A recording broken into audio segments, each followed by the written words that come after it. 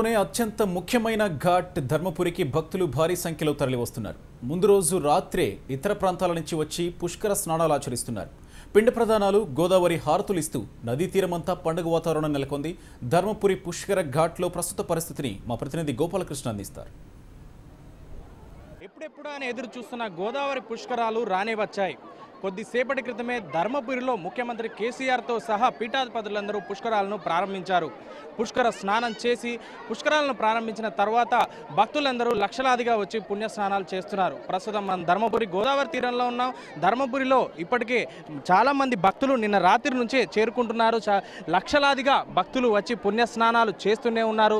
ఇందుకోసం గోదావరిలో గత 2-3 రోజుల నుంచి నీళ్లు కూడా వదలడంతో గోదావరి కూడా నిండు కుండలా కనబడుతోంది. దీంతో రాష్ట్ర నలుమూల నుంచి భక్తులందరూ చాలా పెద్ద ఎత్తున వచ్చి పుణ్యస్నానాలు చేస్తున్నారు. పితృదేవతలకు పిండ ప్రదానాలు కూడా ప్రారంభమయ్యే చెప్పాలి. ఉదయం 4 గంటల నుండే అందరూ ఎప్పుడెప్పుడని వేచి చూశారు. అయితే 6:21 నిమిషానికి ముఖ్యమంత్రి కేసీఆర్తో సహా పీఠాధిపతులందరూ కూడా పుణ్యస్నానాలు చేసి పుష్కరాలను ప్రారంభించడంతో భక్తులందరూ ఒకసారిగా గోదావరిలోకి వచ్చి పుణ్యస్నానాలు చేస్తున్నారు. మనతో పాటు కొంతమంది భక్తులు కూడా ఉన్నారు. ఎక్కడి నుంచి వచ్చారు తెలుసుకుందాం వాళ్ళతోటి. సార్ నమస్తే, ఎక్కడి నుంచి వచ్చారు మీరు? మా పేరు రాజేష్ కుమార్ సార్, మాది వికారాబాద్ నుంచి వచ్చాము. మేము నిన్న సాయంత్రం బయలుదేరి ఉదయానికి ఇక్కడ చేరుకున్నాము. ఇక్కడ అన్ని విధాలుగా అన్నీ బాగున్నాయి, కానీ మరుగుదొడ్లలో నీళ్లు లేకపోవడం ఒకటి బాధాకరము. అక్కడ ఉదయాన్నే మనం చేసుకోవాల్సిన విషయానికి అది ఒకటి నీళ్ళు సరిగ్గా ఉండింటే ఒకటి మంచిగా ఉంటుండే.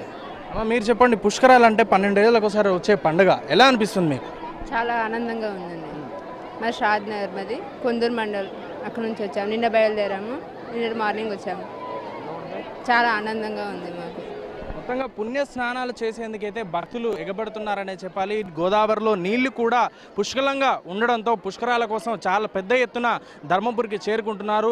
మొత్తంగా ఒక 2 కోట్ల మంది భక్తులు మాత్రం పుష్కరాలకు వస్తారు, స్నానాలు ఆచరిస్తారని చెప్పి అధికారులు అంచనా వేస్తున్నారు. అయితే ప్రస్తుత పరిస్థితి చూస్తుంటే మాత్రం వాళ్ళ అంచనాలకు మించి కూడా జనాలు వచ్చే అవకాశం ఉందని చెప్పి అధికారులు చెప్తున్న పరిస్థితి. మొత్తం పిండ ప్రదానాలు చేయడం కానీ లేదంటే ఇతర పూజలు చేసేందుకు కానీ పండితులు కూడా అందుబాటులో ఉండడంతో చాలామంది భక్తులు తమ పితృదేవతలకు పిండ ప్రదానాలు చేయడం లేదంటే ఇతరత్ర పూజలు చేయడానికి సిద్ధమవుతున్నారు. గోదావరి హారతులు కూడా ఇస్తూ పుణ్య స్నానాలు చేస్తున్నారు. గత 3-4 నెలలుగా ఎప్పుడెప్పుడా అని ఎదురు చూస్తున్నటువంటి ఈ గోదావరి పుష్కరాలు కొద్దిసేపటి క్రితం ప్రారంభం కావడంతో పెద్ద ఎత్తున భక్తులు వస్తున్నారనే చెప్పాలి. మనం చూడొచ్చు విజువల్స్లో గోదావరి హారతులు, పిండ ప్రదానాలతో పాటు పుణ్య స్నానాలు కూడా చేస్తున్నారు. గోదావరి తీరంలో నీరు కూడా పుష్కలంగా ఉండడంతో వారికి ఎలాంటి ఇబ్బంది లేకుండా పిల్ల పాపలతో సహా వచ్చి పుణ్య స్నానాలు చేస్తూనే ఉన్నారు.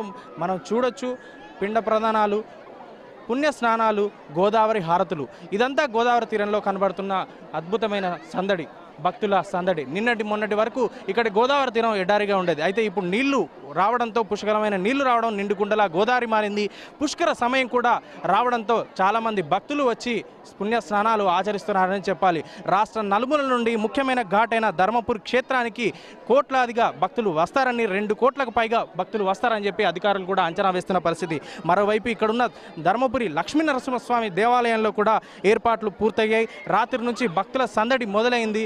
రోజుకు 1,00,000కు పైచిలకు భక్తులు వచ్చి పుష్కర స్నానం చేసి స్వామివారిని దర్శించుకుంటారనేటువంటిది ఆలయ అర్చకులు అంచనా వేస్తున్నారు. అయితే అంతకు మించి జనాలు వచ్చే అవకాశం ఉందని కూడా అధికారులు చెప్తున్న పరిస్థితి. మొత్తంగా ఎంతమంది వచ్చినా ఏం చేసినా కూడా పుణ్య స్నానాలు చేసేందుకు, అంటే గంటకు 1,00,000 మంది స్నానం చేసే విధంగా ఇక్కడ అన్ని ఏర్పాట్లు చేయబడ్డాయి. దేవాలయంలో కూడా రోజుకు 1,00,000 మంది దర్శనం చేసుకునేందుకు వీలుగా ఏర్పాట్లు, క్యూ లైన్లు కానీ ఏర్పాటు చేయడం జరిగింది. అయితే కోట్లాదిగా జనం వచ్చినా కూడా ఎలాంటి ఇబ్బంది లేకుండా దర్శనాలు జరుగుతాయి, స్నానాలు, పుణ్య స్నానాలు ఆచరిస్తారని కూడా అధికారులు ధీమా వ్యక్తం చేస్తున్న పరిస్థితి మనకు కనబడుతుంది. ఇక్కడ ఓవర్స్ టు స్టూడియో.